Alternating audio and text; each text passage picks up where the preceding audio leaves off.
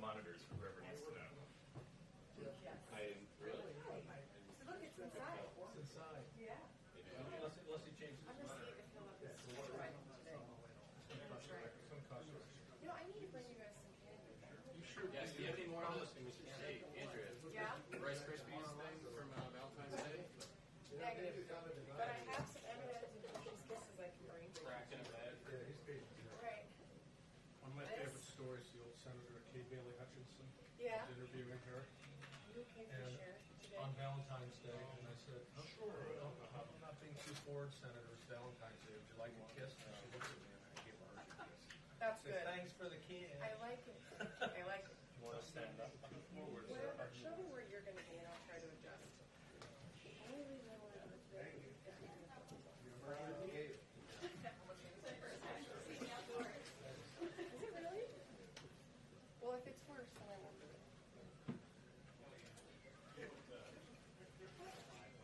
Well, Steve, Okay, hold on. I think everything for the next 30 days is going to be on a slow burn. Oh, I like that photo. Make sure you keep stirring it. Do you want me to just walk in normal and you can try it?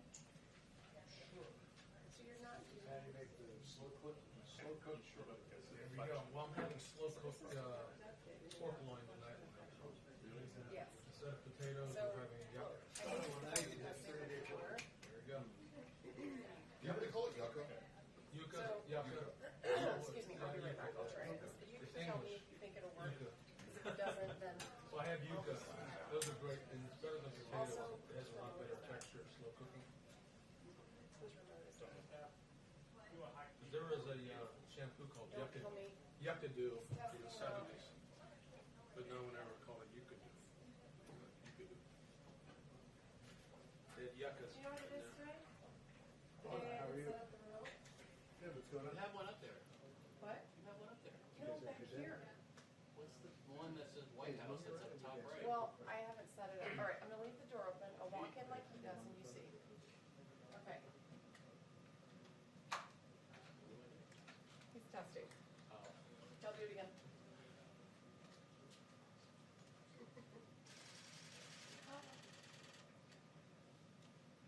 Did you do it?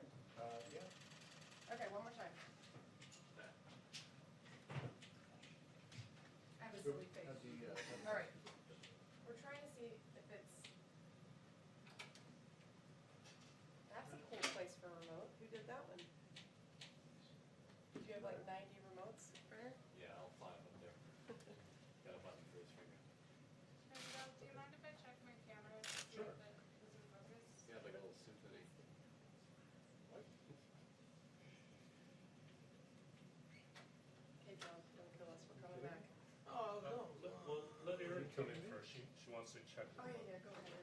How did it take you so You're long? fine. You put that sign outside. Jamie, you put that sign outside? I don't. Got nowhere to go. Oh, come on, Jamie. Did what? All right. No tour. Can I see what it looks like on your camera? What were they doing?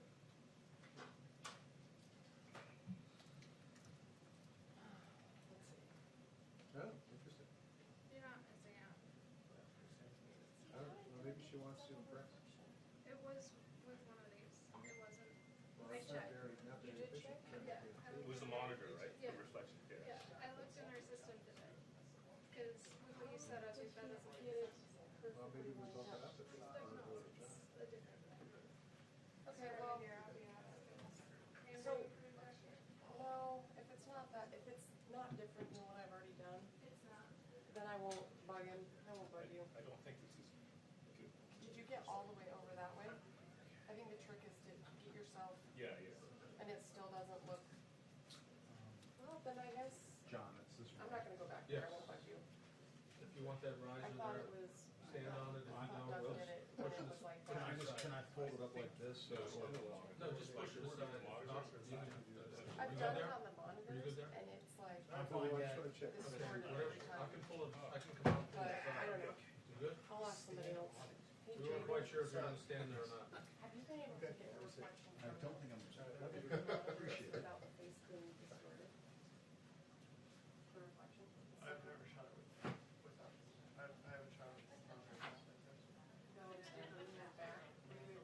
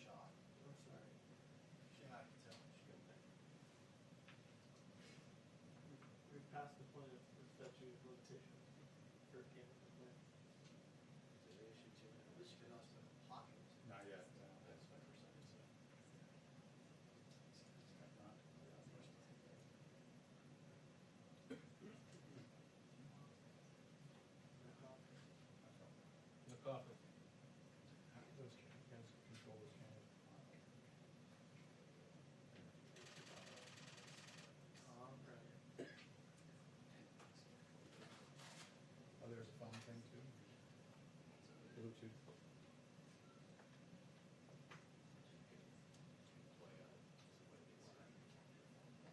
Oh, you can.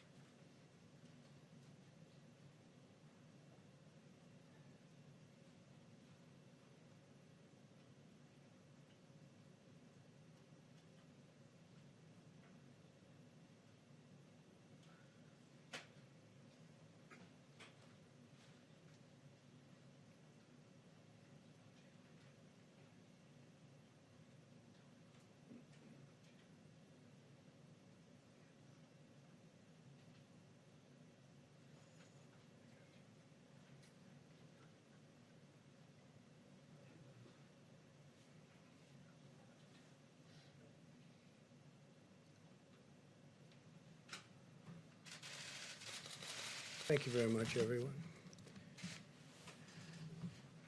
Our country is in the midst of a great national trial, unlike any we have ever faced before.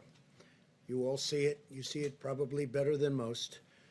We're at war with a deadly virus. Success in this fight will require the full, absolute measure of our collective strength, love, and devotion. Very important. Each of us has the power, through our own choices and actions, to save American lives and rescue the most vulnerable among us. That's why we really have to do what we all know is right. Every citizen is being called upon to make sacrifices. Every business is being asked to. So we reiterated today to governors in person and also through correspondence to every governor the importance of using their National Guard, if need be, to move medical supplies. FEMA is very busy, as you'll hear in a moment, delivering literally millions of supplies to states around the country. But we're urging every governor to make sure to work with their state emergency management team and maybe use the National Guard to move those supplies from warehouses to hospitals. At the present moment, as the President said, we've distributed more than 11.6 million N95 masks, more than 8,100 ventilators around the nation, millions of face shields, surgical masks, and gloves. We initiated an air bridge that the President announced yesterday. Flights have arrived in New York, one arrived in Illinois yesterday, and a flight will arrive in Ohio in the next 24 hours. FEMA is literally working and contracting around the world with now more than 51 flights that will be bringing vital medical supplies. On the subject of ventilators, FEMA is currently delivering 400 ventilators to Michigan, 300 to New Jersey, 150 to Louisiana, 50 ventilators to Connecticut, and in the last week and in the week ahead, more than 450 ventilators to Illinois. This is in addition to more than 4,400 ventilators that the President and FEMA directed to the state of New York. We just want people that are working on the front lines that the President just spoke about, Dr. Birx and Dr. Fauci spoke about. We want you to know help is on the way. And at the President's direction, we're going to leave no stone unturned anywhere in America or anywhere in the world to make sure that you have the resources and the equipment to do your job. So again, I want to just say thank you, America. Thank you for stepping up. Thank you for putting into practice the 15 days to slow the spread. And thank you for the response that tens of millions have already had for the 30 days to slow the spread. We encourage each one of you, as we have governors around the country, to spread the word about the guidelines. Listen to your state and local authorities in areas that are more greatly impacted. We continue to urge people in the areas of New York, New Jersey, and Connecticut to refrain from travel around the country, and people who've traveled from that area, check your temperature and self-quarantine for 14 days. You can see from that chart the unique challenges people in the greater New York City area are facing with the coronavirus, and we want to do all that we can to protect your health, focus resources on the community, and prevent unnecessary spread. Lastly, as the President highlighted yesterday, businesses around America are stepping up as never before. Tomorrow, I'll travel with Secretary Sonny Perdue to Gordonsville, Virginia, to the Walmart Distribution Center, just so the American people can see firsthand how the food supply is continuing to roll on 18 wheels and through air freight all over America. And we thank again the grocery store operators around America and everybody that's working out on the highways and byways every day to keep that food supply rolling and rolling strong. And to the American people, though, we just want to assure you that we're going to continue to work our hearts out to make sure our healthcare providers have everything they need, that anyone struggling with coronavirus has the support and healthcare they need. I'm absolutely confident, seeing the way our governors are responding, and seeing this team the President has assembled in the White House Coronavirus Task Force, confident of the prayers of the American people that we'll get through this, but it will take all of us doing our part, and we'll get through it together. Just to be clear, what is the projected death toll should people be reasonably good at following these mitigation measures? Well, if they're reasonably good, I guess we could say that I'd like to have maybe Dr. Fauci or Deb come up and say, I mean, I have numbers, but I'd rather have them say the numbers if you don't mind. It's a big question. So, of course, this is a projection, and it's a projection based on using very much what's happened in Italy and then looking at all the models.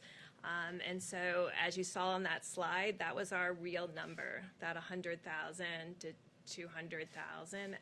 And we think that that is the range. We really believe and hope every day that we can do a lot better than that. Because that's not assuming 100% of every American does everything that they're supposed to be doing.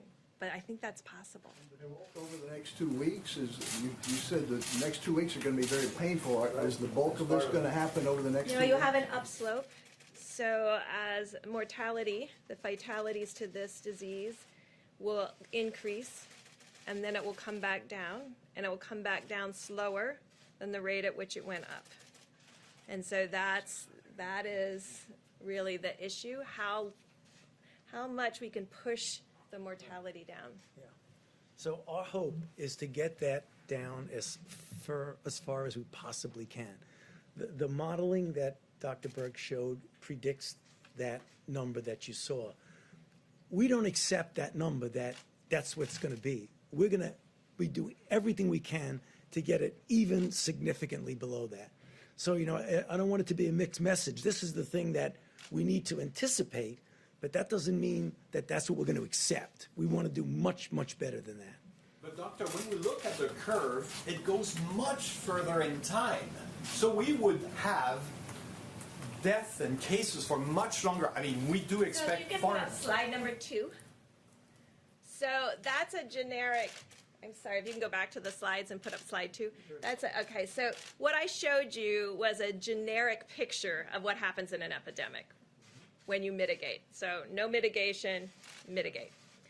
This is based on the experience around the globe with this particular virus.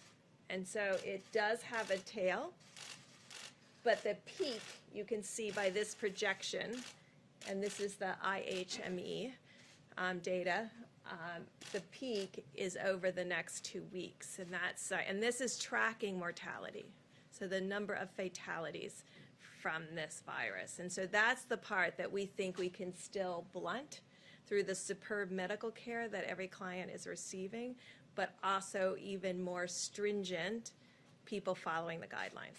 I can't see the small characters, but are we seeing death until June? I can't really... This is June. This is June, so we would still see problems and deaths in June.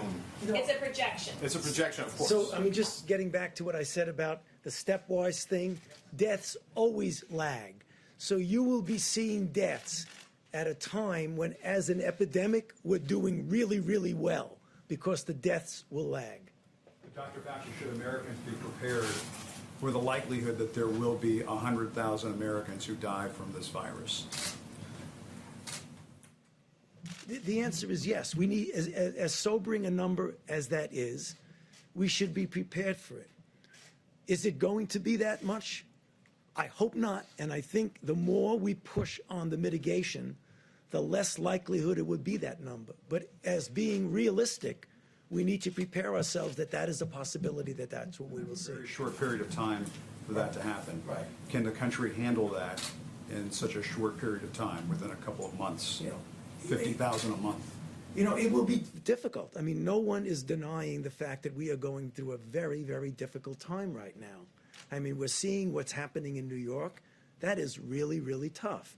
And if you extrapolate that to the nation, that will be really tough. But that's what it is, Jim, and we're going to have to be prepared for that. Yeah, I think because that model that was from IHME, that's based and heavily laden by the data that has come in from New York and New Jersey and Connecticut. So, that can skew to a higher peak and more significant mortality. If all of the other states are able, and all the other metro areas are able to hold that case number down, then it's a very different picture. But you have to predict on the data you have, which is heavily skewed to New York and New Jersey. Just one extra thing. Getting back to that, that's really an important slide that Dr. Berg showed. The cluster of other cities that are not New York and not New Jersey. If we can suppress that from any kind of a spike, the numbers could be significantly lower than what we're talking about. You have some cities that are not following these Right, guidelines. and that's the Very reason my close. plea at the end of my remarks, Jim, that now is the time to put your foot on the accelerator, because that's the only thing that's going to stop those peaks. Dr. And Fauci. some of the cities are doing very well, as you see, very well at this early stage. But the number, the doctor said 100,000, the number is between 100 and 200,000, maybe even slightly more. Who does it? But we would hope that we could keep it Can we have the under. next slide or Mr. the President. slide after that? Just go, yeah, one more slide. Perfect, yeah. thank you. Would you tell cities that aren't doing what, New York, New Jersey, Washington, the cities that have been taking charge in all of this, would you urge some of the cities that haven't been doing this, Mr. President, to get with the program? Well, I would, but if you see New York, I believe the blue is New York. New York is having a much harder time than other of the cities. Certain cities are doing, actually, if you look down here, an incredible job. They were early, they were very, very firm, and they've done an incredible job. This is New Jersey, New York. This is, You remember California and Washington State were down here, and they had some of the earliest cases. But we're seeing places in Florida not doing what New York and New Jersey have been doing, what Washington State has been but doing. they're doing very well by comparison. Mr. President. Yes, Could maybe direct the question to you and then to Dr. Fauci as well. You told us yesterday that you're accomplishing, or the U.S. at least is accomplishing 100,000 tests per day, but we're still hearing difficult stories from the front lines of the first responders that you praised so appropriately a little while ago, that they can't test all of the people that they need to test. Do you have any kind of projection as to when everyone who needs a test will be able to receive one? Yeah, I can only say that we're doing more than anybody in the world by far. We are testing highly accurate tests. These are tests that work. As you know, many tests are being sent to countries and they're broken. Well, we're doing, every day we get, and the word is exponential, we are getting more and more and more. And now we have the new test that you saw yesterday. That's going to be rolled out, I think, tomorrow or the next day. And that's going to take only a few minutes, literally a few minutes to see the result. And it's a highly accurate result. I mean, tests were given out not by us, by other countries, where there was a 50-50 chance that it was wrong. What kind of a test is that? These are highly accurate tests, but the new tests that are coming out are very quick, and they were just developed.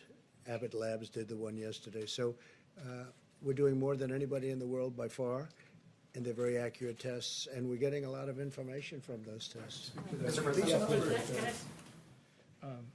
The test president unveiled yesterday, the Abbott Laboratories test, which is a 15-minute test.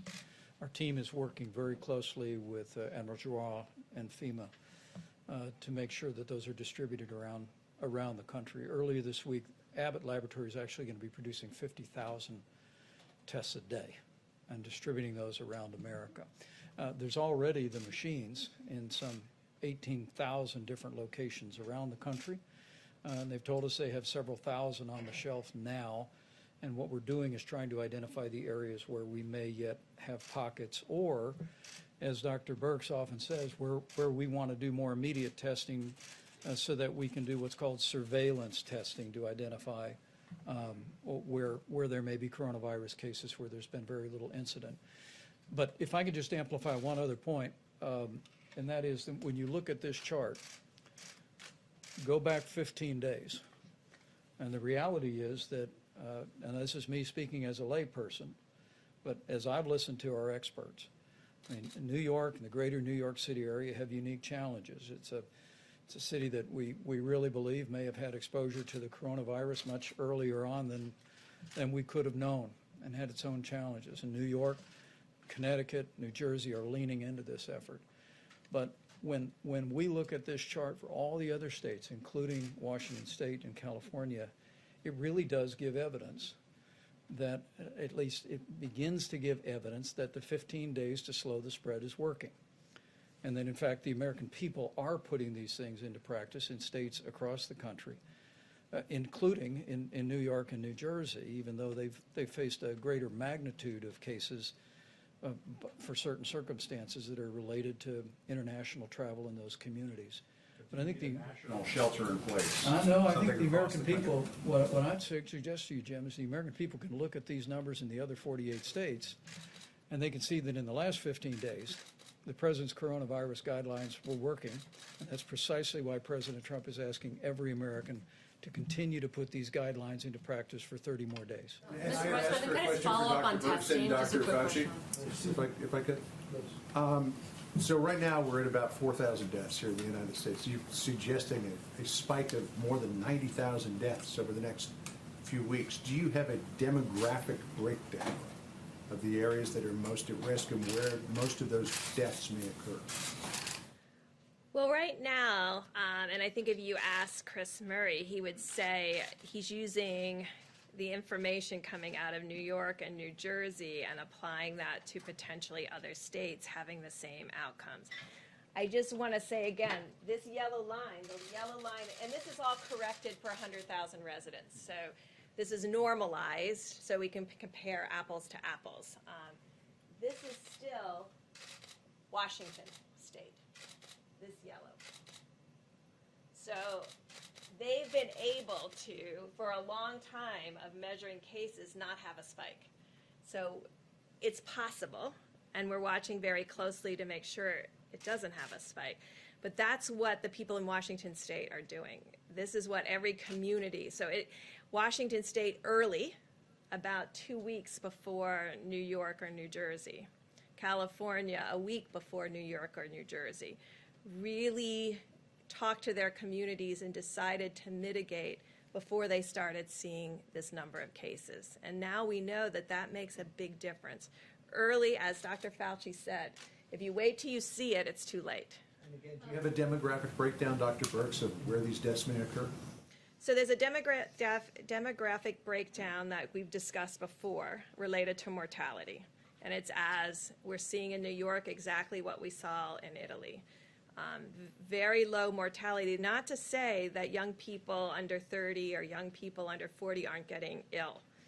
They are, but most of them are recovering. So the profile looks identical to Italy with increasing mortality with age and pre-existing medical conditions. And so that is holding in the same way. But what we're hoping is that through the work of communities, and again, it comes down to communities. This is communities deciding that this is important to them to not have the experience of New York and New Jersey. And I think, we are worried about groups all around the globe. I mean, I don't know if you heard the report this morning, there's 8,000 ventilators in the UK. If you translate that to United States, that would be like the United States having less than 40,000 ventilators. We have 5 times that amount. So, I mean, these are the things that everybody is having to face. And I think the United States is in an excellent position from our medical care position, but we don't want to have to test that system. We want this to be a much smaller epidemic with much smaller mortality. Can I just follow up on the testing question real quick before we move on? So the testing numbers, I understand 1 million tests done was a big increase, but we were told there would be 27 million tests available by the end of the month. So can you outline where in the supply chain, where in the logistics chain are those other 26? Yeah, where are the other 26 million tests right now? I think this is just for purposes of clarifications. There's a difference between sending a test that can be administered to a test being done. Because a month ago or more, the president brought together the top commercial labs in America and said, we need you to partner with us to create a brand new system that would rapidly process tests. We're now at 1.1 million tests, and we believe it's a fair estimate that we're testing about 100,000 Americans a day. That'll continue to grow. It'll continue to accelerate. But I think the misunderstanding early on was there were many tests being distributed, many test kits being sent, but under the old system, as the president's described it, the antiquated system, those were being processed in state labs or at CDC or in private labs on a very slow methodical a system that could only produce maybe 30 to 50 tests a day. But this new partnership that we have with commercial laboratories allows the progress we're making. But the breakthrough with Abbott Laboratories now moves to point of care, which means you're going to have devices and tests that people will literally be able to take at their doctor's office, at a hospital, at a clinic, at a nursing home, and have the results in 15 minutes. So those 26 million tests we were talking about, were those tests under the old antiquated system? And Yes. now, so are we still even using those 27 million tests, or have we just completely moved on to the point The of answer care is tests? yes, now So through the new system. even today, which is, I have to say, coming out of laboratories and developed tests and worked on vaccines and then gone to the field to actually combat epidemics, it is disappointing to me right now that we have about 500,000 capacity of Abbott tests that are not being utilized. So they are out, they're in the States, they're not being run and not utilized. So now we have to figure out, how do we create awareness? Because sometimes when you put an early platform out, like our first platform out in the high speed was Roche. So you get that out, people get dependent on that, and then don't see that there's availability of other tests. So right now, there's over 500,000 tests sitting, capacity, that are not being utilized. So we're trying to figure out, how do we inform states about where these all are? How do we work through every laboratory association so they're aware? And how do we raise awareness so people know that there's point of care, there's Thermo Fisher, there's Abbott testing, and there's Roche. And if you add those together, that's millions of tests a week. They're not being reported. And they're not, and so those are the, But they're not being reported. or they're not even being used. So that's what's really, so that's what we're working on. What's the reason they're being used? Because when people get used to a single platform, they keep sending it back to that lab.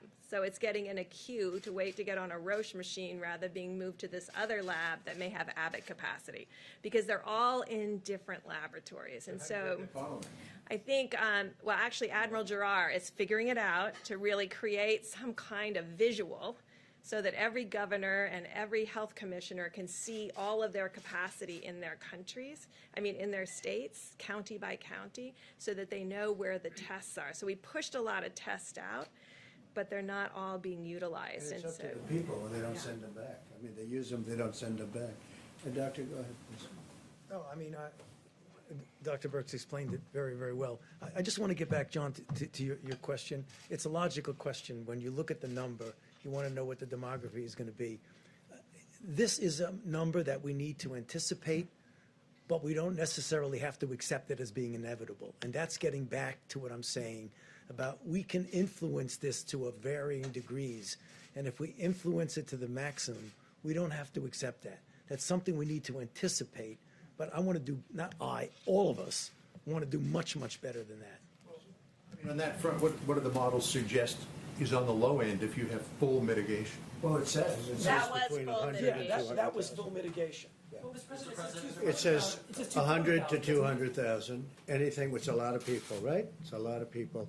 Well, you didn't ask the other question. What would have happened, because this is the question that I've been asking Dr. Fauci and Dr. Birx for a long time, and they've been working on this for a long time. The question is, what would have happened if we did nothing? Because there was a group that said, let's just write it out. Let's write it out. What would have happened?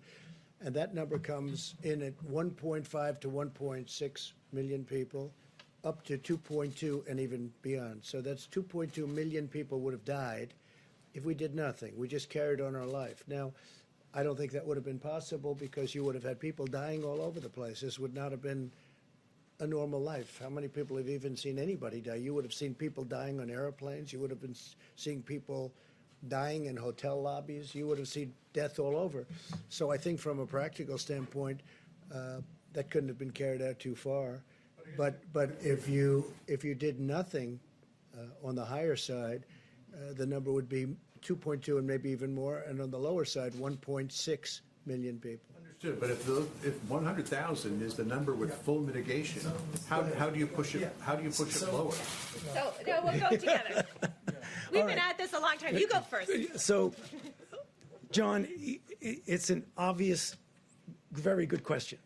if this is full mitigation and it's 100,000, why am I standing here saying I want to make it better? Because that's what the model tells you it's going to do. What we do is that every time we get more data, you feed it back in and relook at the model. Is the model really telling you what's actually going on? And again, I know my modeling colleagues are going to not be happy with me, but models are as good as the assumptions you put into them. And as we get more data, then you put it in, and that might change. So even though it says, according to the model, which is a good model that we're dealing with, this is full mitigation. As we get more data, as the weeks go by, that could be modified. Why does the model now, the top line on the lowball estimate, why does that not top out? I think it said 240,000, not 200,000. Is that a change? Is that because the states haven't been doing enough? You know, it just has to do with if you had more New Yorks and New Jerseys, you know, Chicago, Detroit, LA, Dallas, Houston, you know, all of our major cities modeled like New York. That's what gets us into trouble. But I am reassured by looking at the Seattle line, by looking at the LA line, by looking at what California's been able to do, that that is not something that I don't believe that's going to happen. That is the outside case of having 10, 15 metros like New York and the New Jersey metro area. New York had community spread pretty early undetected, so don't many of those other states, if not more of them, who had even less information, aren't they likely to see the same spike? Well, California and Washington State reacted very early to this. I mean, yes, Washington State had some of the earliest infections. They have kept it low and steady, and for now a month has been tracking it with a small increase in the number of cases, but not this logarithmic form of the virus. And so that's the piece that we're trying to prevent. That's the piece that we're trying to prevent in New Orleans, in Detroit, in Chicago, and in Boston right now. And trying to make sure that each of those cities work more like California than the New York metro area. Mr. President, I just wanted to get your thoughts on face masks. We asked you about this yesterday, and you signaled you were thinking about it. Just to end the last topic, though, I think I can say this because I spoke to Dr. Birx before and to Dr. Fauci. For whatever reason, New York got off to a very late start. And you see what happens when you get off to a late start. New Jersey got off to, and I think both governors are doing an excellent job, but they got off to a very late start. When you look at Washington State, if you remember, that all started in a very confined nursing home. And you had 20-some-odd people, I believe, dying in one home.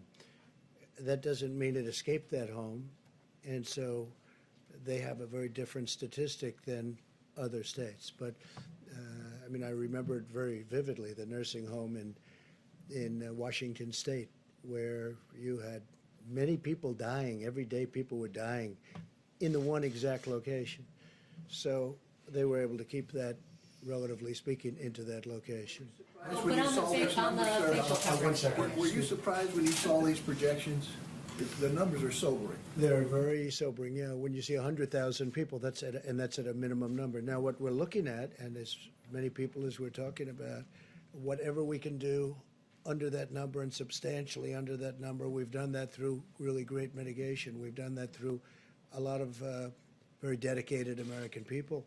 That 100,000 is, according to modeling, a very low number. In fact, when I first saw the number, and I asked this a while ago, they said it's unlikely you'll be able to attain that. I think we're doing better than that. Now, I think we have to see, but I think we're doing better than that because, as John said, that would be, a lot of lives taking place over a relatively short period of time.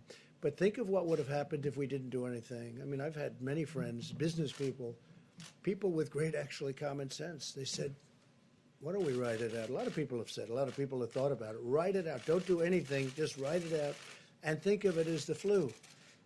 But it's not the flu. It's vicious. When you send a friend to the hospital and you call up to find out how is he doing, it happened to me, where goes to the hospital. He says goodbye. He's sort of a tough guy, a little older, a little heavier than he'd like to be, frankly.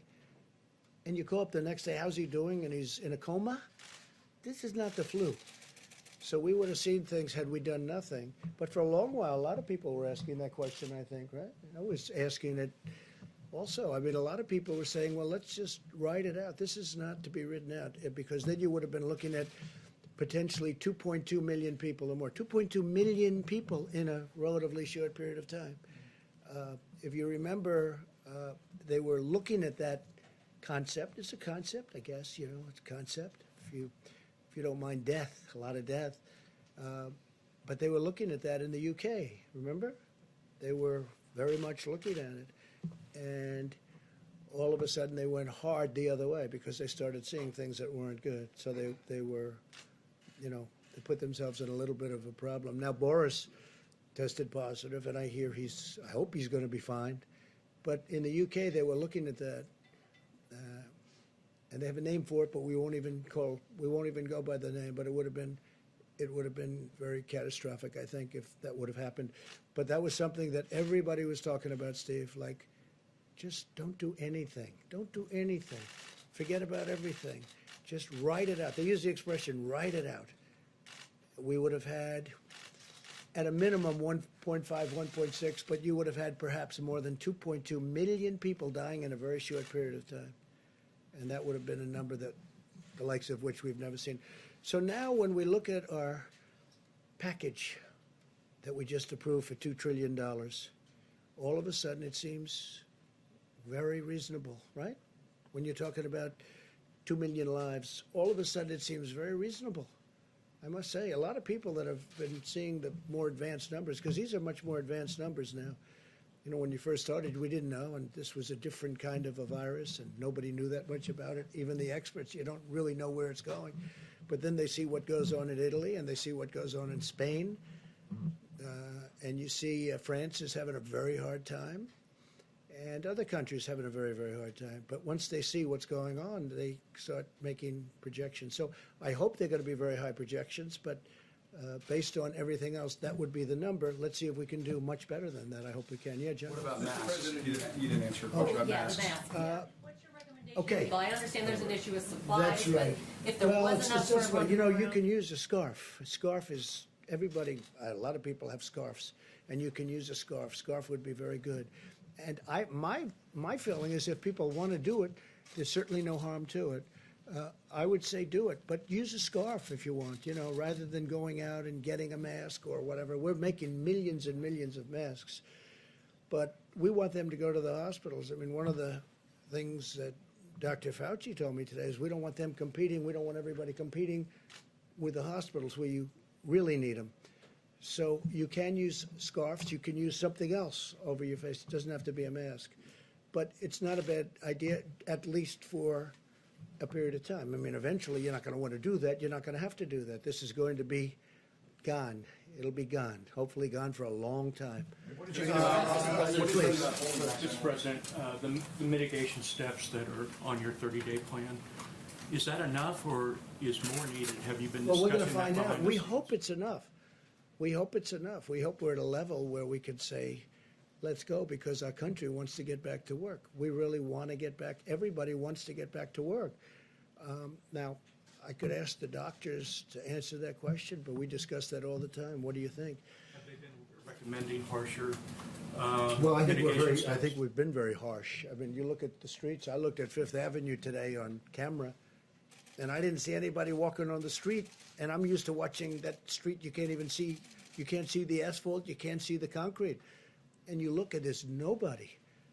There was one car. It looked like it might have been a taxi cab, and it was in a time of the morning. Then normally there'd be a lot of people. I mean, you know, I think the mitigation's been very strong. Please, Mr. President, will you confirm your plans to defer tariff payments for 90 days? And secondly, on I interest. didn't do anything about tariff payments. I don't know who's talking about tariff payments. They keep talking about tariff payments, and we haven't done that. China's paying us.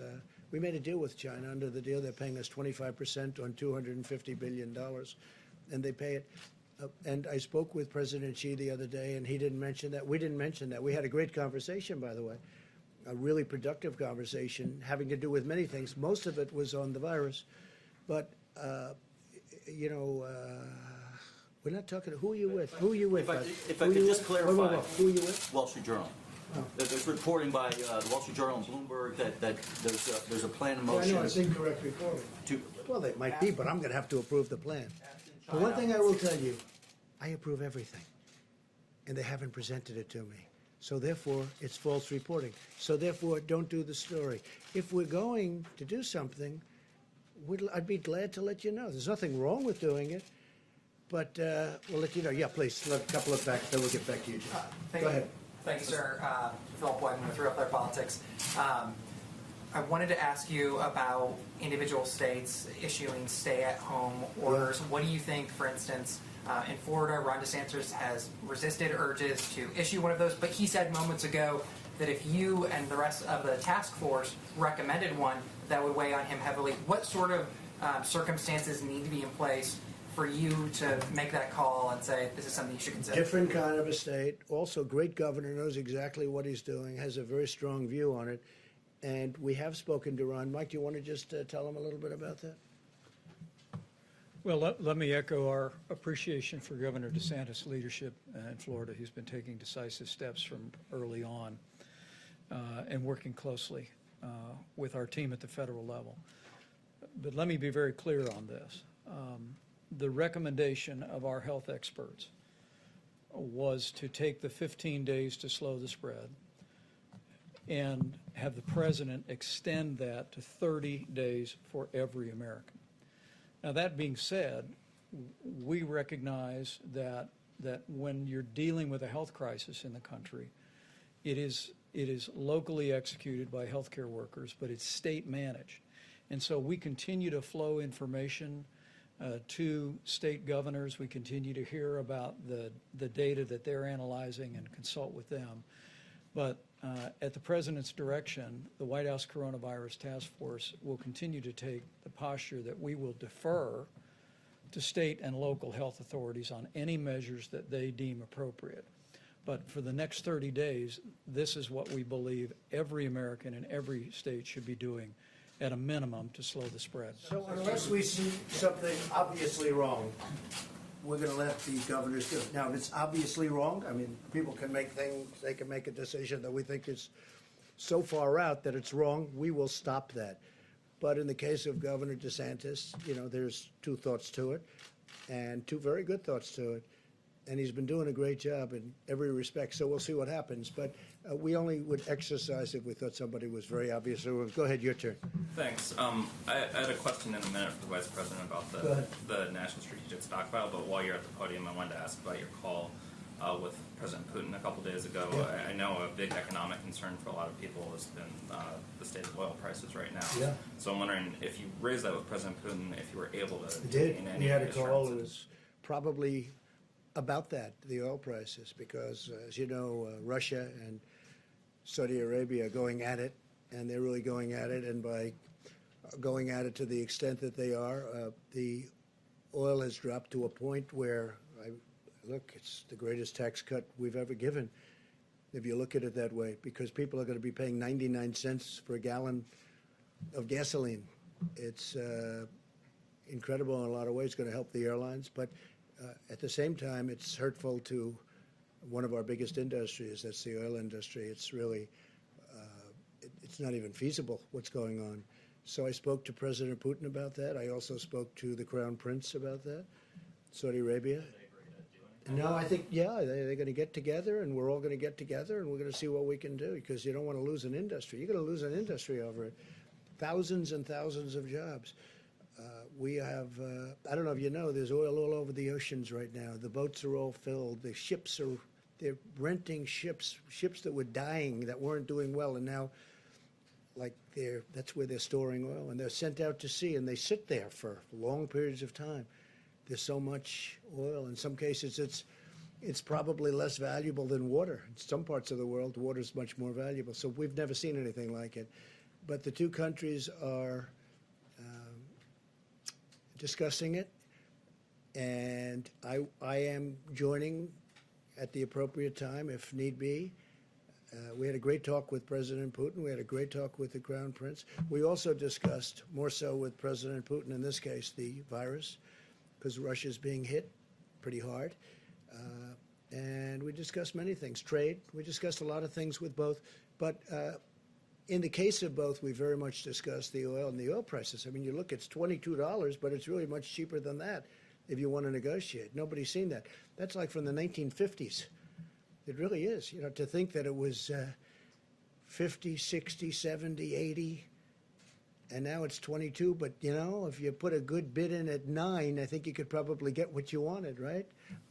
John, please. Mr. President, you tweeted earlier today that now would be a good time to start looking toward, if there is a light at the end of the tunnel, and work on an infrastructure bill. Yeah. Again, you suggested it should be $2 trillion, which is twice what the last one was, or the proposal at least.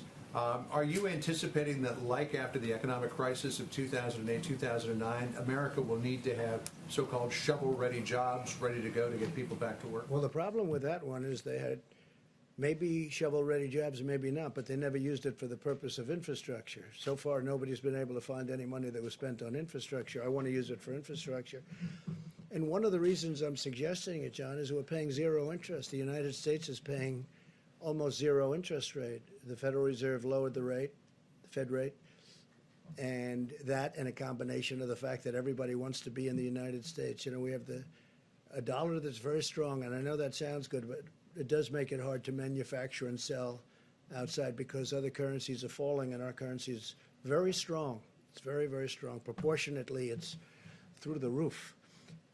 So we have a strong dollar. People want to invest in the United States, especially nowadays where they're looking at safety. They have all of the problems, plus the virus at 151 countries. They all want to come into the United States. And so we have a zero interest rate, essentially. And I said, wouldn't this be a great time to borrow money at zero interest rate and really build our infrastructure like we can do it? So the plan was, the Republicans had a plan of about 750. I would say they were at 7.5. You had the Democrats were a little less than $1 trillion. The Republicans were a little bit less than that. And I'm suggesting $2 trillion. We redo our roads, our highways, our bridges. We fix up our tunnels, which are many of them in bad shape, like coming into New York, as you know, really bad shape. And we really do a job on our infrastructure. And that doesn't mean we're going to do the Green New Deal, because I won't do it. I won't approve it. We're not going to do the Green New Deal and spend 40% of the money on things that people just have fun with. How would you pay for it, sir? We're going to borrow the money at 0% interest. So our interest payments would be almost zero, and we can borrow long term. People want to be in the United States. They want to be invested in the United States. Go ahead, Jim. I wanted to get back to the virus. You were saying at the beginning of the press conference that you're looking at holding back 10,000 ventilators. Is that because you need to pick and choose where these ventilators are going to have to go because of the nature of the pandemic? Right. And Good how question. it's spreading? And also, I just wanted to ask Dr. Fauci and Dr. Birx, if it's possible after you finish, is that part of the reason why you're projecting 100,000 to 200,000 deaths, that there are going to be some people who aren't going to be able to get ventilators be put Actually, on a just ventilator? the opposite, because we're holding back. We have almost 10,000, and we're holding because we're going to need them over the next couple of weeks as the surge goes on. You see the chart. We haven't hit the top yet, and we have to be able to move them immediately. And we can't take them because it's going to be very hard to do that. We can't take them to places that aren't needing them. Plus, we have requests for ventilators in hospitals and in states and cities that don't need them, in our opinion. They don't need them. They won't need them at the top. So we're holding it back for flexibility. We actually just took 600 and we sent them to different locations today. But we have close to 10,000, and we'll be able to get them, and we're all set to march. We have the National Guards and we have FEMA, and we're all set to move them to the places. So as per your second question, what we're going to do is save lives because of it, because otherwise we would not be able to get to the ventilators. And we don't know what the hottest spot is. Ventilator shortage right now? In some areas we might, but we've done a great job with ventilators, and we're having them made unbelievable. We have now 11 companies making ventilators. Now they'll be starting to arrive in the next week, but we've also grabbed a lot of them. Some hospitals had more than they were saying, or at least more than we knew about, which is a good thing, not a bad thing. But we want to be able to have, I guess the word would be flexibility, so that if the surge turns out to be much stronger in Louisiana, which it could, that we can immediately bring 1,000 or 2,000 to Louisiana. Otherwise, we wouldn't be able to get them. We wouldn't be able to say, listen, Governor Cuomo in New York, we want to take ventilators away from New York. And they'll say, well, we can't do that. It would be a disaster. So we have great flexibility. Now, when the surge occurs, if it occurs fairly evenly, we'll be able to distribute them very quickly before they need them. But we want to have, we have a reserve right now. It's like having oil reserves, except more valuable, frankly. But we have a reserve right now. And we'll be able, and we also have a great team of people ready to deliver. They can move them fast. So when we see it going up in a certain state, and Louisiana could be one, and Michigan could be another with Detroit, because Detroit is having a lot of hard time right now. Detroit came out of nowhere, and that's what happens with this. It comes out of nowhere. So we are ready, Jim, depending on what happens, and we have a stockpile, and that's why it's called a stockpile. Now, a lot of the ventilators and a lot of the other equipment, rather than sending it to the stockpile, we had it sent directly to a hospital, to a location, to a place. So we didn't have the cumbersome nature of having it come in, unboxed, put in, and then deliver it. We have it brought, which they've never done before. They don't do that. Generally speaking, they don't do that. But we've had, I think, Mike, we've had tremendous success at doing that. That's for other items, including ventilators, where it's brought to the site that needs it. But we have a good supply of ventilators, and we're ready to go. We're all ready. We have trucks ready. We have everything ready, because, as we're saying, John, this could be a hell of a bad 2 weeks. This is going to be a very bad 2 and maybe even 3 weeks. This is going to be 3 weeks like we haven't seen before. Should the hospitals be prepared for that? We're hearing Well, from I some think the hospital hospitals, workers saying that they're facing what looks like a medical war zone in some yeah, of these places. they are going to be facing a war zone. That's what it is. I've heard some of the paramedics and some of the doctors. They said they've been in war zones. They've never seen anything like this. You look at Elmhurst Hospital in Queens. I've never seen. I mean, I just think it's so, because that's a hospital that's near where I grew up. And it is a war zone in a true sense. Yeah, please. Yeah, on the ventilators, so we've been hearing from governors who say they are fighting amongst themselves, essentially bidding amongst They themselves to shouldn't be get these doing that. ventilators. If that happens, they should be calling us. Look, we have ventilators, but we've distributed thousands of ventilators. But they shouldn't be doing that. And if they need them that badly, we know. We have pretty good ideas of where they're going to need them. Some people, frankly, think they need them and they don't need them. I don't want to mention names, but there are some people that want them, and it's really not the right thing. Then you have some people that, I guess, automatically hoard a little bit. They want to have more than they think they need. But, you know, a ventilator is a very precious piece of equipment right now. It's hard to make. It takes a long time to make it. It's complex. Some of them are like the dashboard of an airplane. I mean, they're very complicated and very expensive machines, and some are much simpler. But we're ready to go depending on what happens. But we have some hospitals in some states that think they need ventilators, and we don't think they do. Now, if they do need them, we will have them there before they need them.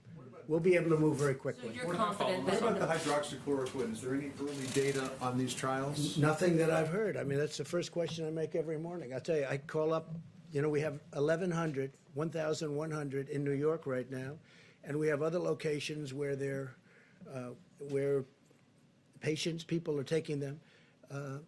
Now, the good news is it's only 3 days, and you know it's like a 7 or 8 day treatment. The good news is we haven't heard anything bad.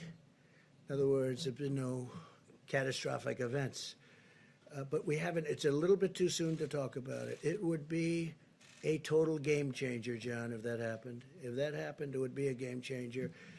And we include that, and I think in all cases, the Z-Pak, you know what the Z-Pak is. So we're going to see what happens with the hydroxychloroquine.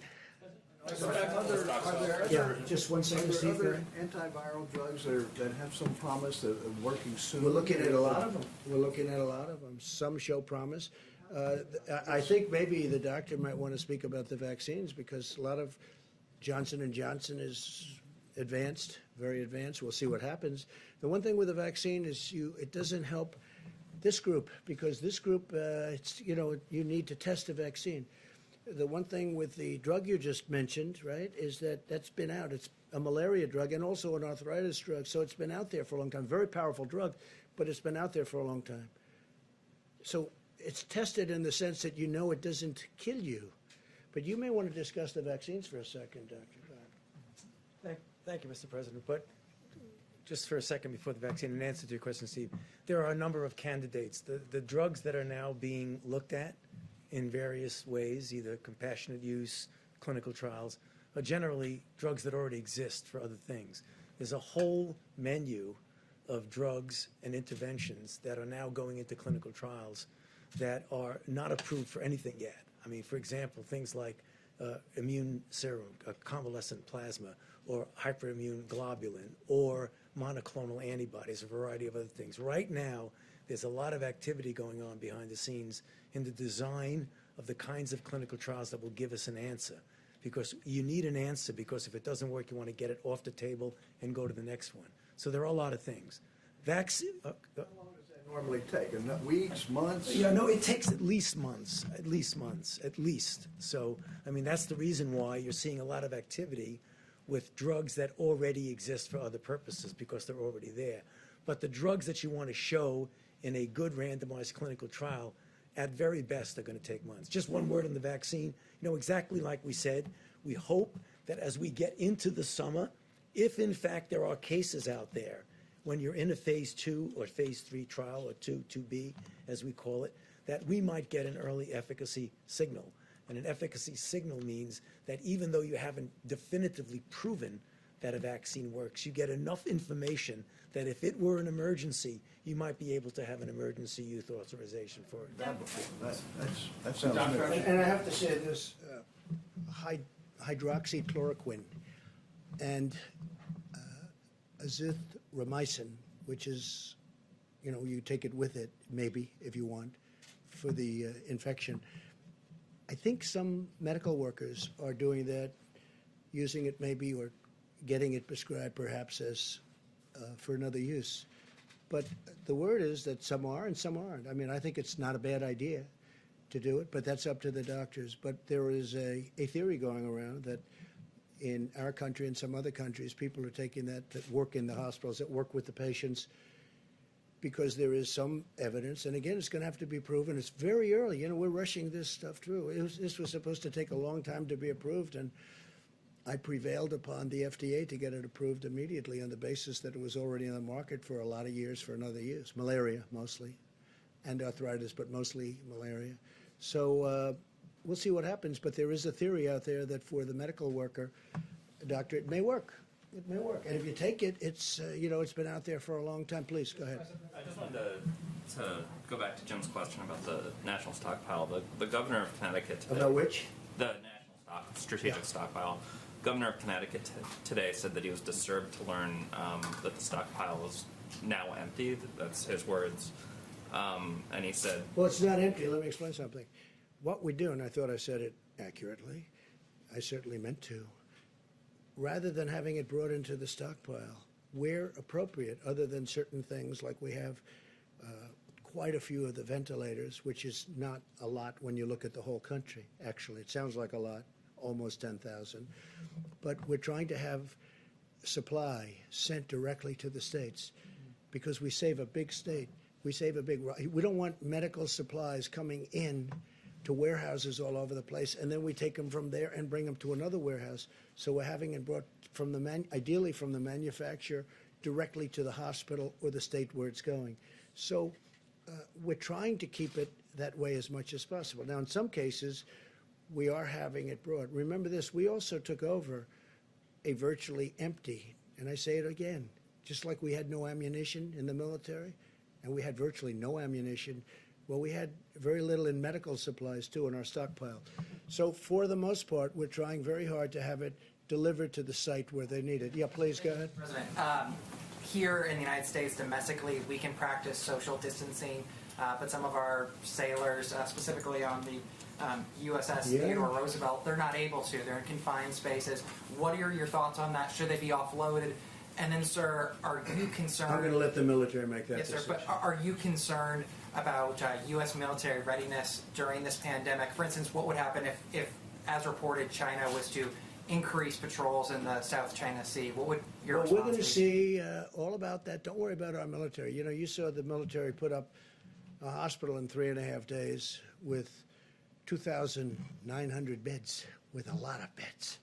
Nobody's ever seen anything like it. And by the way, that wasn't the only one. It wasn't just at Javits Center. It was at other locations. And now it's Louisiana, and now it's New Jersey, and now it's other places. One thing that I think is indisputable is when I watch the Army Corps of Engineers and FEMA working with them, but when I watch the Army Corps of Engineers throw up these hospitals, and they're complex, I mean, these are incredible buildings, essentially, tents and various things, but they did it in such a short period of time. And our military is ready like you haven't seen. And you know who the best guests are, the different shows are? We watch the shows at night.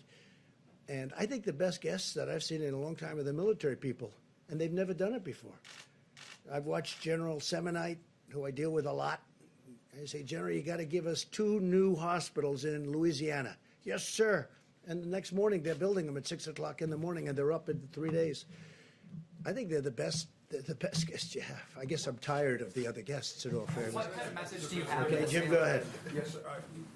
This may be an uncomfortable question, but what would the models have looked like that Dr. Birx and Dr. Fauci showed us if we had started these social distancing guidelines sooner, in February or January, when China, South Korea were doing those sorts of things? Well, I'm going to let them answer Reliable that. in Yeah. terms of what information we're getting from them, but if we had started these practices sooner, could these models be different right Yeah, now? I'm going to let them answer the question, but remember this, and again, I say it, and everybody says it. You know who says it better than anybody is Dr. Fauci. I had a decision to make. Maybe it was my biggest decision. China was heavily infected, and thousands of people were coming from China to the United States.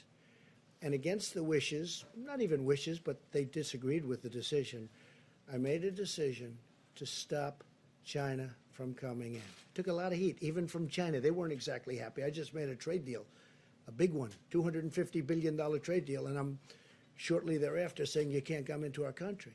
That was a big decision. That was earlier than the dates you're talking about. So that was a big decision. That was probably, and by the way, not because I did it, that was probably the biggest decision we made so far. But if you look at the one graph, the problem New York has is New York started late, but the other ones didn't start so late. Now, New York is also more complicated because, you know, for obvious reasons, but it got a late start. But do you want to maybe answer those questions? I don't know if you can go back to slide 2, because I wanted to explain 2 things that I think is really important, because we had a lot of questions about mortality and what it meant. Okay, so you see this confidence interval? So here's the line. This is the confidence interval.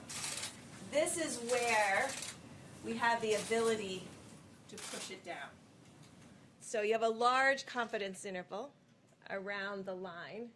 And so we're trying to move that gray down tighter and below the dotted line. So I think that's really important. And then if you can go to the next slide. So we really can't answer your question until we can get antibody testing out there. Because what we can't tell you is and we can always do this, there's always samples in hospitals and other things. It's the way we really defined the HIV epidemic in the United States. We were able to go back to blood samples when we had the test and really find out where it was and what was going on. We really need to look in here and really see, was there virus significantly circulating in early March and in late February, and what did it look like, and where was it, and was it all in the metro areas? And I think that's what Dr. Fauci and I are very, very focused on, is getting serology testing out there to really figure out when it came, and really have those samples to be able to do that. Because you understand the painful part of my question, and please, I don't mean to put you on the spot. No, we understand, but we there may can't be answer Americans until, at home yeah, saying, until we if we see had that. started this sooner, we might not have 100,000 to 200,000 Americans dying. Well, that makes an assumption that it was here. there was a lot back here that we didn't see. And until we had the antibody test, I can't really answer that. Just to underscore what Dr. Birx was saying, if there was no virus in the background, there was nothing to mitigate. If there was virus there that we didn't know about, then the answer to your question is probably yes. Now, the only trouble with that is that whenever you come out and say something like that, it always becomes almost a soundbite that gets taken out of context. But I think that's very important, what Dr. Birx has said, is that if there was covert infections here that we didn't know about, and we didn't mitigate then they would have made a difference. If there was virtually nothing there, then there's nothing to mitigate. And I don't know the answer to your question. But we were watching South Korea, and China and Italy, and we weren't taking action when those countries were spiking. Sure. In a perfect world, it would have been nice to know what was going on there. We didn't, but I believe, Jim, that we acted very, very early in that. If we had adequate testing, would we have known? Yeah, we would have known the same thing. We inherited obsolete tests. Can I speak to that too as well? President made reference to the fact January 31, he suspended all travel from China. Shortly thereafter, we issued strong travel advisories for the sections of Italy implicated and sections of South Korea. And we reached agreements with those countries to screen all passengers from all airports coming into the United States of America. The president's initial efforts were designed at preventing the coronavirus from coming into the United States. And what our experts have told us again and again at the Coronavirus Task Force is that those actions bought us a significant amount of time on this curve to respond with the kind of mitigation efforts, standing up resources, testing, and supplies that are in effect. But we went from a prevention strategy the president acted on before the month of January was over to a mitigation strategy which continues to this day. And if I can also say, just to every American, all the questions about resources are very important, and I can assure you that the president and our task force are preoccupied with these issues and working with governors hour by hour to meet those needs. But if Americans will put into practice these guidelines for another 30 days, they'll do their part to lower the curve and save lives, most importantly, and limit the burden on our hospitals and our healthcare system in the country significantly. And so make no mistake about it, while we're going to work our hearts out, leave no stone unturned to find the resources, the masks, the ventilators that we need. And we are going to meet that moment with the full energy of the American economy and the whole of the American government. The American people have a role to play in preserving that medical capacity in a way that will ensure that people that are caught up in the coronavirus, particularly those that are vulnerable to the most serious outcomes, which are seniors with serious underlying health conditions or anyone with an immunodeficiency, have the resources to support and the health care that every American family would want their loved one to have. I do think we were very early, but I also think that we were very smart because we stopped China. We had never done that before. You know, we had never closed our borders before, as I read. I don't know, maybe that's not right. And Dr. Fauci had also said I think it was maybe the biggest moment because we were stopping the source, we were stopping the infection, but we also stopped Europe very shortly thereafter. That was a big decision. That was not an easy decision either. I stopped them a long time before people started stopping anyway. So we stopped China, we stopped Europe, we stopped all of Europe. And then ultimately we stopped UK, Ireland. Yes. Please in the back, the very back, please. Mr. President and the team, going back to hydroxychloroquine, how many clinical trial tests numerically would you like to see before you put a stamp of approval on it? Because there are clinical trials being taking place around the world right now. Sure, please. Is there a number? How many cases would you like to see? That is an FDA decision, and it really depends on a variety of factors. What I would like to see a clinical trial that has a comparison to something that is comparable to what it means without the drug. I mean, I keep saying it, I say it all the time, and I'll say it again. It's a controlled trial that compares it to something meaningful. When that, Other trials that you're watching taking place around the world right now? well, there are a number of trials going on, not only in the United States, but also in other parts of the world. You know, right now it's too early to make any determination, but I just want to get back to what I say all the time. The definitive way that you get an answer is by doing a randomized controlled clinical trial. Yeah, please go ahead. Mr. McConnell, You're talking about the chloroquine? Is that what you're talking about? And specifically for the last question? Yeah. No, there are trials going on. But there are also trials going on. We're trying them on people that are now sick. That's a very important. That's a very important trial. Experimented with around the world. So my question was really like, are there We're watching specific... whatever happens around the world. We're watching those trials very closely. Yeah. Mr. President, Mitch McConnell had a line today. He was on the Mitch McConnell. Yeah, he said that impeachment diverted the attention of the government. Do you think that in any way this was happening and building at the same time? Did it divert your attention, or your team's attention, or the vice president's attention? Well, I don't like to think I did. I think I handled it very well, but I guess it probably did. I mean, I got impeached. I think, you know, I certainly devoted a little time to thinking about it, right? So, but think of it. It was a hoax. It was a total hoax. And when you think that I got impeached only because they had a majority in the House, they didn't get one Republican vote.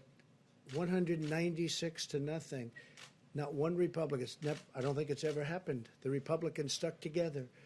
And they stuck together in the Senate 52 to a half. A half.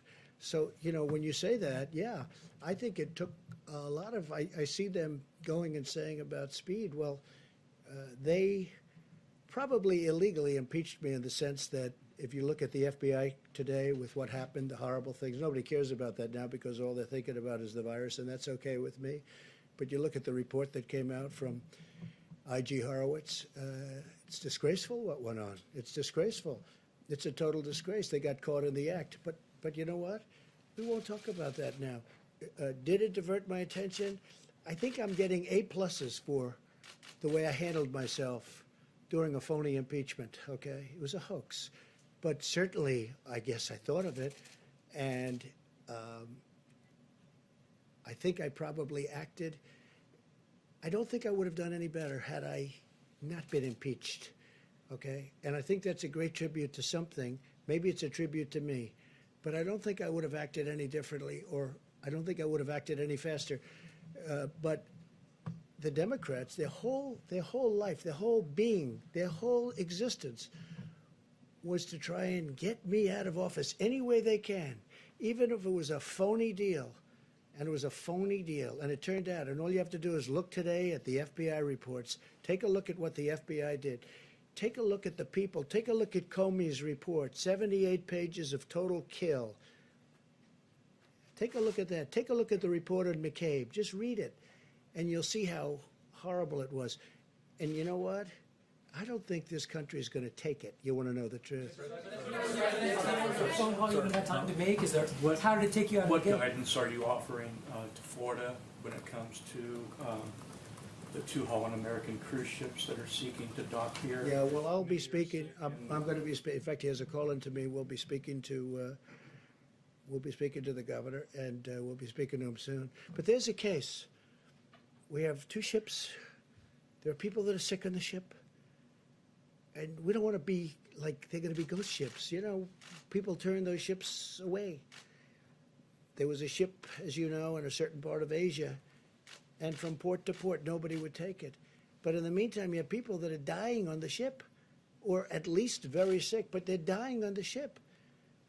So I'm gonna do what's right, not only for us, but for humanity. I mean, these are 2 big ships, and they have a lot of very sick people. And I'll be speaking to the governor. Let's do just a couple of more back here. Yeah, go ahead, please. We'll get to it. Yeah, go ahead, please. Thank you very much. I was hoping you could... You ever run out of questions? It's the most unbelievable thing. You go through the room, but I have nothing else to do, so if you want to, should we keep it going, John? I think so. Can you clarify something for me, please? Andrew Cuomo today said that the system that you have where governors are trying to get ventilators, it's like being on eBay with 50 other states bidding on a ventilator plus FEMA. And then you just said tonight They You mean shouldn't be doing he that. was complaining? Well, he said. Say it. That's What did why. he say exactly? What did he say? He said that when you have states competing for ventilators in medical care, it's like being on eBay with 50 other states bidding on a ventilator. Well, he plus shouldn't be FEMA. complaining because we gave him a lot of ventilators. And if you take a look at the chart, it's down. But I wish he got going a little bit sooner.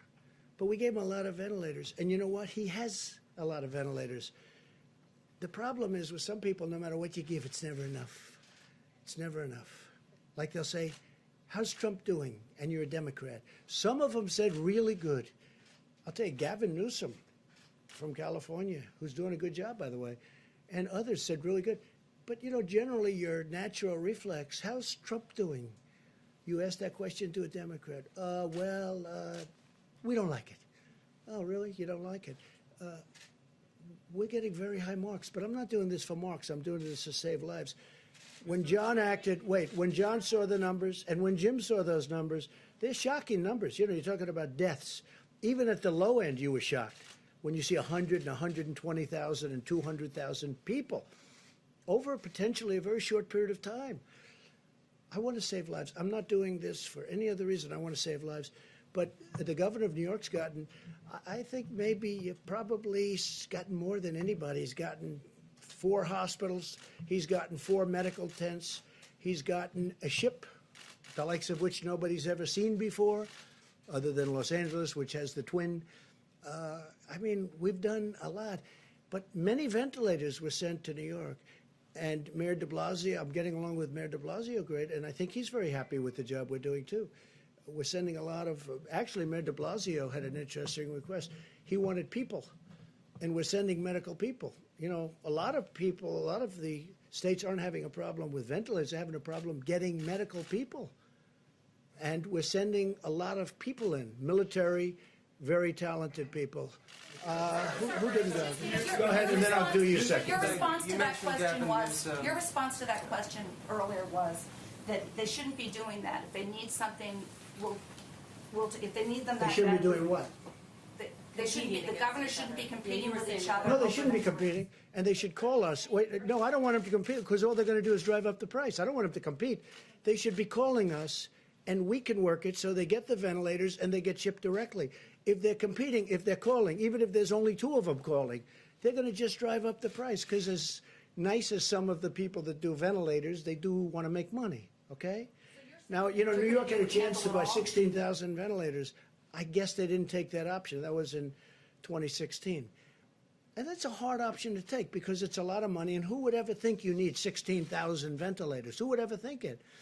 But this is a very unique time in life. And I think, you know, I'm dealing with New York, and we're having a very good relationship. And you see what just happened in Central Park with the tents. I mean, we're having a really good relationship. Go ahead. You didn't get one, and then we'll go to you. Thank you. Gavin Newsom, you mentioned Gavin Newsom and the job that he's doing. I'm interested in what you think California has done to contribute to the suppression of the curve. Well, they've done a good job, California. Now, let's see what happens, because we could have a spike, doctors. I mean, you don't know. They could have a spike where all of a sudden it spikes upward. We had a couple, like Louisiana. I think they're doing a really good job, but they had nothing. Now, they had Mardi Gras, and then all of a sudden after Mardi Gras, which tells you about distancing, I guess. I mean, it's an example of what could happen, but they were, like, flawless. I was always surprised. I was looking at Louisiana, and I understand that state. I love that state. And I'm saying they're in great shape. Then they have Mardi Gras. It was a big success, tremendous success, and then all of a sudden it went like a rocket ship. So that tells you about distancing. Please. Are you concerned, though, about the homeless population in California? Because I know California officials think that it could spread like wildfire. Obviously, there's a Say it again, louder. There's a homelessness crisis in California. Yeah, there They're is. obviously concerned that it could spread like wildfire in that community. So is there anything the administration Well, they're is looking at that very strongly, and I know that it bothers Gavin. I don't know if it bothers Nancy Pelosi, but she's got it in her district at a very high level. They have to be very careful. They have a very big homeless population in an area which just a few years ago didn't have anybody in those areas. And they're living in the streets. And I know that some people in California are working on that very hard. Mr. President, you spoke several times with Prime Minister Trudeau, President Macron, and at the end of last week, President Macron talked about an important initiative that you and him would launch Any news on that? No, we're talking about something that will be very positive for the world if we do it. We'll see if we do it or not. Well, I don't want to talk. It's a private thing, but it will become public if we decide to do it. But positive. Our relationship with the president, our relationship with France is, I think extraordinary, very good, probably as good as it's ever been. Mr. President, get back to your comments about what could have happened and the actions that you took. Is there any fairness to the criticism that you may have lulled Americans into a false sense of security when you were saying things like it's going to go away? Well, it is. And that sort of thing. But Jim, it's going away. But when you were saying it's going to go away, hopefully at the end of the month, and if not, it hopefully will be soon after that. But hasn't your thinking on this evolved? Jim, it is going away. Hasn't your thinking on this evolved? You're taking it more seriously now. I think from the beginning, my attitude was that we have to give this country. I know how bad it was. All you have to do is look at what was going on in China. It was devastation. And look at the numbers from China, those initial numbers coming out from China. But, I read an article today which was very interesting. They say we wish President Trump would give more bad news. Give bad news. I'm not about bad news. I want to give people hope.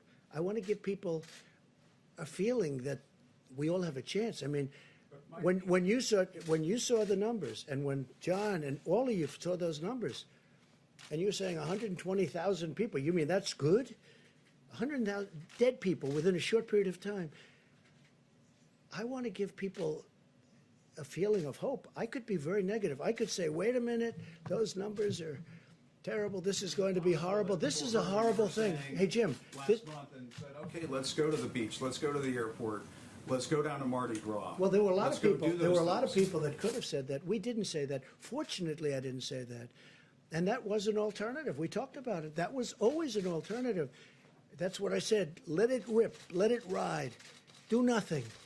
And we could have had 2.2 million dead people, more than that, because I didn't do that. And we did catch it early, and we stopped China really early, and we stopped Europe really early because I saw what was happening. What happened is I stopped Italy because Italy was really heavily infected. We started off with certain parts of Italy, then all of Italy, then we saw Spain. Then I said, stop Europe. Let's stop Europe. We have to stop them from coming here. Europe. I love Europe. But they were having problems. I don't think anybody did a better job than that, especially when you see the 2.2 million number. And I hope we're going to be substantially under the numbers that you're looking at on the minimum side. Then I think we will have, hey, look, it's still tremendous death. You weren't just hoping that it would dissipate, that this would disappear. I want to be positive. I don't want to be negative. I'm a positive person. Somebody said, oh, I wish you'd be more negative. They literally have that. It's in one of the wonderful newspapers today. I wish it'd be more negative. Well, this is really easy to be negative about. But I want to give people hope, too. I'm a cheerleader for the country. We're going through the worst thing that the country's probably ever seen. Look, we had the Civil War. We lost 600,000 people, right? Here's the thing. Had we not done anything, we would have lost many times that. But we did something, and so it's going to be hopefully way under that. But, we lose more here potentially than you lose in world wars as a country. So there's nothing positive, there's nothing great about it, but I want to give people in this country hope.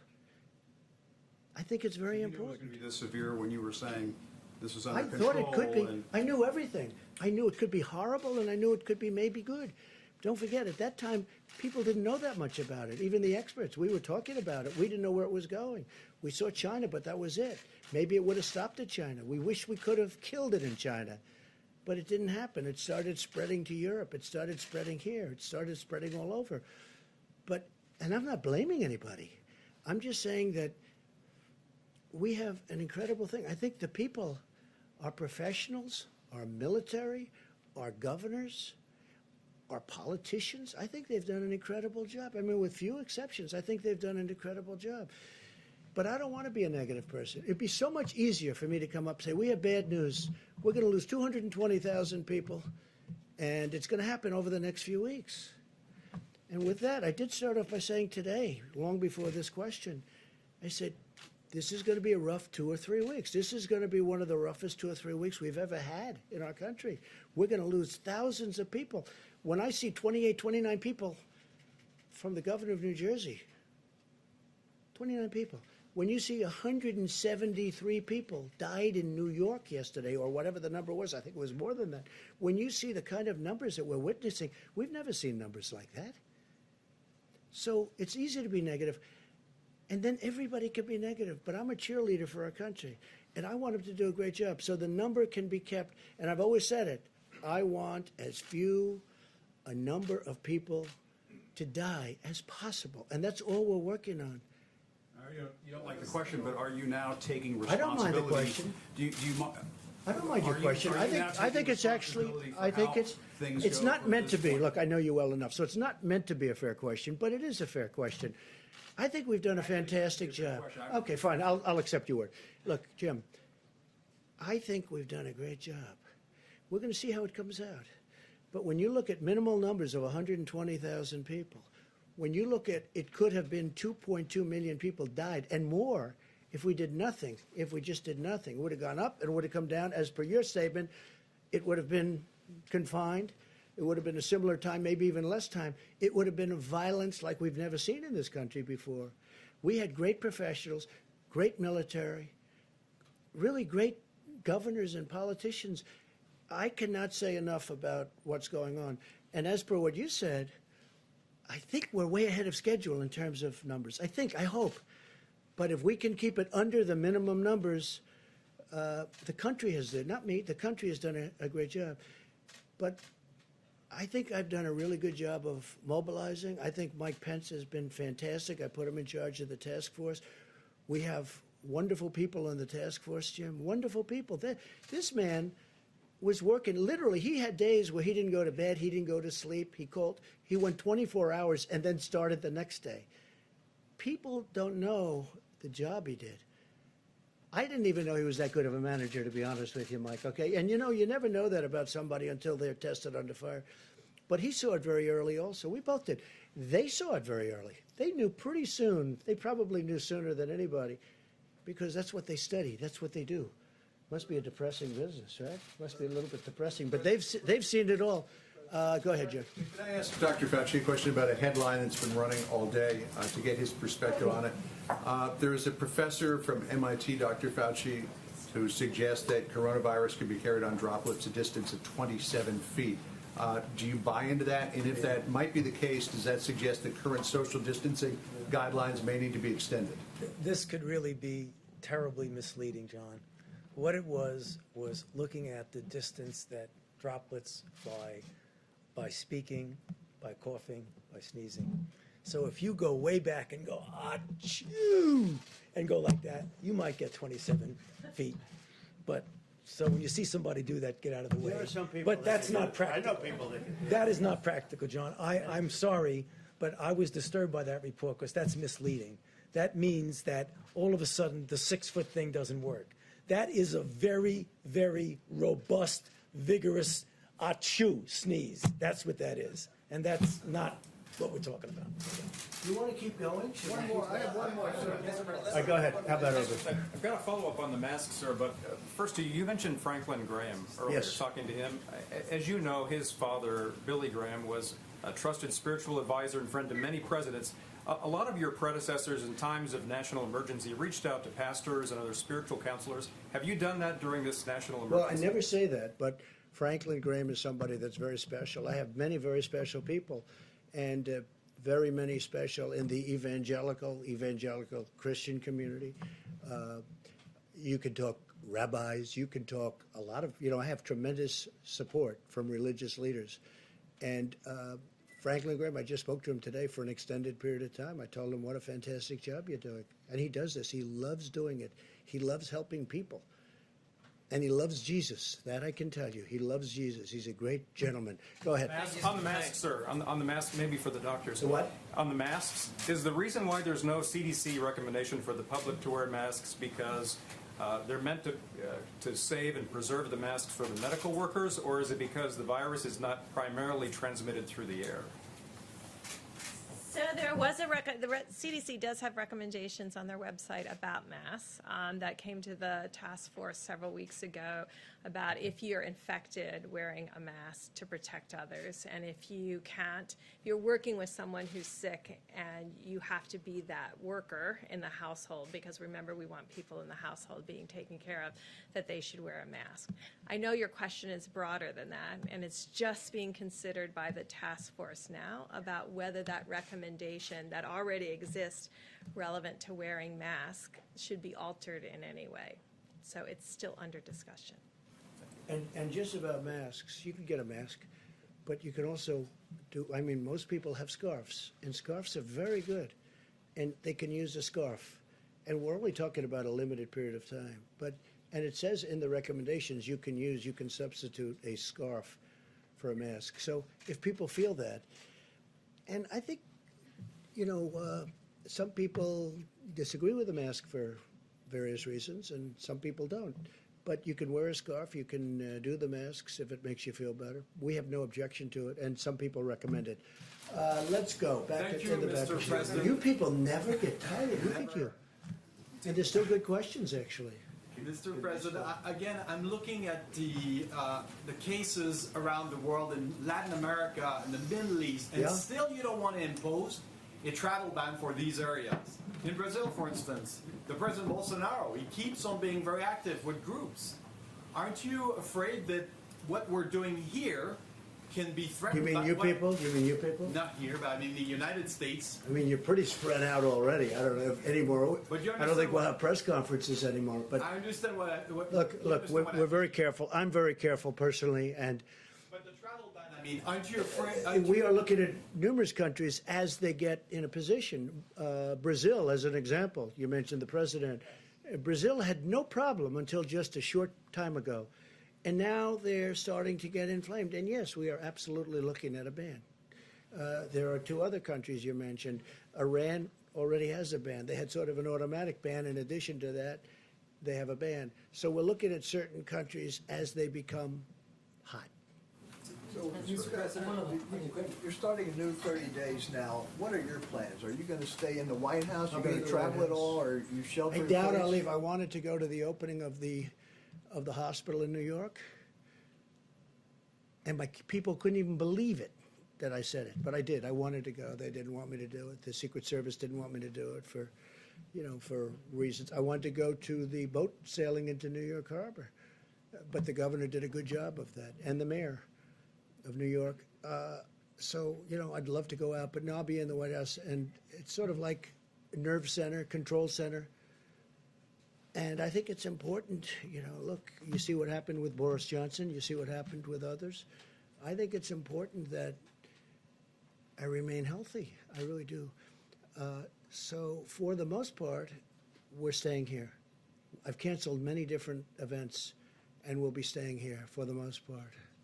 Mr. President, Tom Frieden, the former director of the CDC, wrote an article the other day in which he said what's really needed here, and he understands the work that the task force is doing, is an incident commander to really take command of where everything is going and how things are being coordinated. We have it. Is that something that could be useful in this particular instance? We have it. His name is Pete Gaynor. He's the administrator of FEMA. And when the president signed the National Emergency Declaration, he stood up the National Response Center at FEMA. And now I can tell you that when the White House Coronavirus Task Force meets, I'm at one end of the table, and Pete Gaynor and the whole FEMA team are by video conference at the other end of the table. And that's where, whether it be the air bridge that's literally bringing in millions of medical supplies from around the world, the thoughtful deployment of those supplies to hospitals, particularly with regard to ventilators. We're working very closely. HHS is fully integrated at FEMA now, but because of the president's decision to stand up FEMA in the lead, we have a coronavirus task force at the White House that's bringing the president the very best health experts and recommendations from every agency. But all the implementation, as we tell governors literally every day, is happening through FEMA. It's going down to the states through FEMA, and state requests are coming up through regional administrators for FEMA and back to the White House for At the consideration. same time, we have 4,000 ventilators that are parked in a warehouse No, in New no, Jersey. you're wrong. No, but that was the case. We also have, Excuse me. we We moved them out. I They could have understand. had them a long time ago, but they didn't need them. But the question is, this happened. We also have people not knowing about the new Abbott testing facility, or testing system. If there were an incident commander who was in charge of all of that and getting the word out, would that be a useful John, thing? nobody knew about the new Abbott. It was just brought to life 2 weeks ago. They just came up with it. That's right. It was an invention that was just, so nobody knew about it. Nobody knew you could even do it. They did an incredible job. Their scientist came up with the idea a week and a half ago. I showed it to you yesterday in a box. I don't think you can do much better than that. If I may, Mr. President, I think your point's well taken. The Abbott Laboratories point of contact test was approved Friday. The President announced it in the Rose Garden on Sunday. Should have done it. We're socializing that all across the country to every governor, to laboratories elsewhere. And I have to tell you, that this team that the President has assembled, the advisors on the White House Coronavirus Task Force, and then this team at FEMA, whether it be HHS Deputy Secretary Bob Kadlec, who's coordinating all supplies, whether it be Admiral Joie, who is literally working with every state on a county-by-county basis to deploy testing, is impressive. And I think it's given great encouragement to governors. President and I spoke to governors in all the states and territories again yesterday, because governors, I can tell you from my own experience as a governor, in Indiana, we had tornadoes and flooding. Governors know how to deal with FEMA. And as soon as the President stood up FEMA, declared that national emergency, what I'll call a certain amount of muscle memory kicked in states around the country. And we're really seeing a tremendous efficiency and communication, and that's how we're going to go forward. Again, the President's vision here is FEMA's vision, which is in response to a health crisis. It's locally executed, state managed, federally supported. And I have to tell you, we're seeing that whole process spinning up every day. And I hope Americans looking on are encouraged by that system. And I know they're hearing from governors around the country about the flow of resources and testing and supplies. And we'll continue to keep that, what you call an incident command, what we call the Federal Emergency Management Agency, working 24/7. And I have to say this, I've had, in the last less than a week, 3 governors call up that truly have disliked me over the years, even before I decided to run for president. And they said, I have to tell you, you've done a great job. You and your team have done a great job. These are 3 governors, respected, very respected in 2 cases. And they said, like or not like, you and your team have done an incredible job. And I think they have. I think they've done an incredible job. Go ahead, please. Mr. President, thanks so much. My first question is on modeling. Was there any kind of White House modeling based on whether or not there would be a national lockdown or some sort of guidance to every single state that they needed to have Sure. lockdowns? So all of the modelers who presented I just want to thank them again, because they assembled from around the globe very quickly about 2 or 3 weeks ago before we announced the first 15 days to show all the implications of closing the schools, having people stay in their homes, and that's how it was modeled. Stay in your homes, social distancing of 6 feet. So no one actually termed it a lockdown, as far as I remember. It was more about staying in your home. And I think the difference was, and these weren't in the models, and I think when you talk about could we have known something different, I think all of us, I was overseas when this happened in Africa, and I think when you looked at the China data originally and you said, oh, well, there's 80 million people or 20 million people in Wuhan and 80 million people in Hubei, and they come up with a number of 50,000, you start thinking of this more like SARS than you do this kind of global pandemic.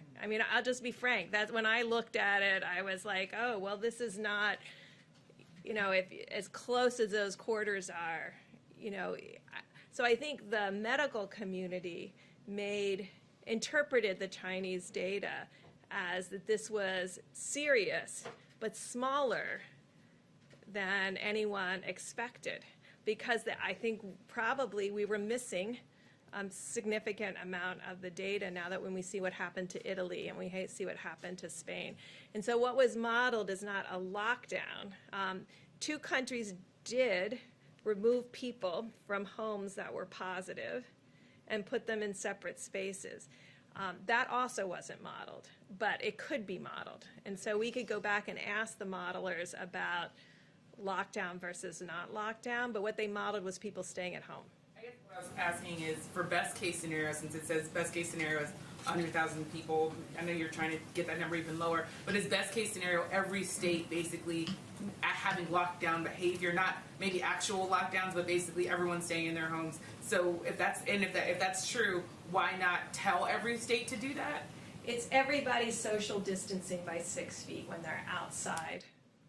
And that is probably absolutely the key more than anything else, is if you're never within 6 feet of any single individual, then you've controlled the virus. There are different methods to get you to that point. And I think what I've heard from our president and our vice president is they trust the American people to understand that they can be outside, take walks, be 6 feet away from anyone else, and be in their homes. And we trust them to do that without having to lock down. And then, Mr. President, a question on ventilators. I just want to add, I think the one thing nobody really knew about this virus was how contagious it was. It's so incredibly contagious, and nobody knew that. This is like, I don't know that anybody's ever seen anything like this. Normally you'd have to get close and touch and this, a lot of things have to happen. This is just like, it's truly invisible and so contagious. And I don't think any doctor knew it at the time. I don't think anybody could have known it.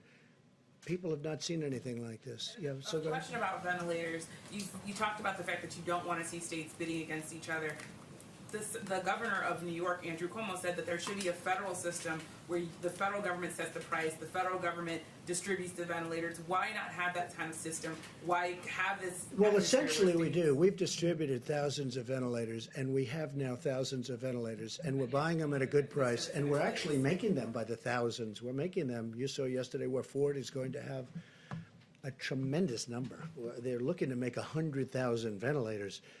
Ford has been great. General Electric Healthcare has been great. General Motors has come a long way, I have to be honest. They're working very hard. We're making thousands and thousands of ventilators. You know, at the end of this, and there will be, don't say I'm optimistic, because I don't want to, I wouldn't want to do that. But I am optimistic. I'm a very optimistic person. Let me tell you, we will have thousands of ventilators. And what I want to do is make sure that we always have plenty for the future, but then we want to help Italy and France and other countries that you don't even know about yet with all of the problems they have, because ventilators are very tough to come by. They're very hard to make. They're very complicated. They're very expensive. Yeah, please. Is Governor Cuomo mistaken? You could go ahead. Go ahead. Is Governor Cuomo mistaken when he's saying? Well, I don't know. I can't take your interpretation of what he said. I don't know what he said. I think he's been reasonably generous, considering he's a Democrat, and I think he'd like to run for president. So I think he's been pretty generous under those circumstances. But he's been very generous to me. Look, I got him ships, I got him hospitals, I got him a lot of things that he never thought he had pay dirt, okay? And I've been very generous on ventilators. If you look, they had 2,000 and 4,000. They had thousands of ventilators in his warehouse, in their warehouse, waiting to be picked up. They never picked them up. So I'd have to hear it from him, face to face. Do you want to, how about one more, and we'll see you tomorrow. Is that okay? Don't say that I cut it short. They'll say that's right. It could be almost tomorrow. But you know what? In the meantime, I'm sure people are enjoying it. No, I will say this. It's an incredibly dark topic, an incredibly horrible topic, and it's incredibly interesting. That's why everybody is, they're going crazy. They can't get enough of it, and they want to be careful. And I guess they're studying it for themselves. They're studying if they get it. A lot of people have it. A lot of people are positive, and they hope for the best. Because when this gets the wrong person, meaning a person that qualifies, generally speaking, under the list, it is ravaging. It is horrible. Go ahead. How about you in the back? Thank you. Is there any data to suggest that you're going to see a second wave at the point at which these stay-at-home orders, these lockdowns? Well, if we do see a second wave, because I've heard Dr. Fauci answer this question, if we do, we're going to be, I think, very well prepared. And the second wave won't be like the first wave. And with that, I better let him give you a little bit more to that answer, because I don't want to have him upset with me and say, I wish you would have answered that question. Come on, doctor. So when you talk about second wave, I think you really are talking about two different things that are a little bit different. So, for example, after the 30 days, if we get the mitigation that we hope will get us to the suppression that Dr. Birx was talking about, there's a danger if we don't continue to maintain that we have a resurgence right within the current outbreak. That's sort of a second wave, but it really is an exacerbation of the current wave. We hope that doesn't happen, and that's why we're really pushing and why I was so emphatic about making sure we abide by those mitigation strategies. The other aspect of a second wave is something that's just the nature of a virus that's, as the president said, highly transmissible and is going to be circulating in other parts of the world as we're going down, which I think we will, and I feel certain that we will. Then we have to worry about the next season. And as was just mentioned, that's when you use the experience that you have, the interventions that you've developed, and hopefully a vaccine that you'll be able to deploy as quickly as you possibly can. That's that second wave that really is more seasonal than an exacerbation of something that you pull back on. Dr. Fauci, And a lot of very positive things are happening with the therapeutics and drugs of different kinds and the vaccines. I think a lot of very positive things are happening. Okay, one more. Please, go ahead. So under some of the worst case scenarios, there is a real scarcity problem. If you've given out, say, 7,000 ventilators and we've got 10,000 around. So I'm just curious, who signs off on those life and death decisions before GM and Ford ramp up? Well, I would who's say gonna sign Mike off? Pence, myself, the head of FEMA, some of our generals that are working that are doing an unbelievable, we have generals that are working that are unbelievable talents, unbelievable leaders, and it'll go through one of 3 or 4 people if it comes down to that, and I hope it doesn't come down to that, because I think we're very well equipped, and it's an honor to be here tonight. I appreciate it. I appreciate your interest. I think there is a great interest in it, and we'll see you tomorrow. We'll see you tomorrow. Thank you. Thank you very much. Thank you, sir.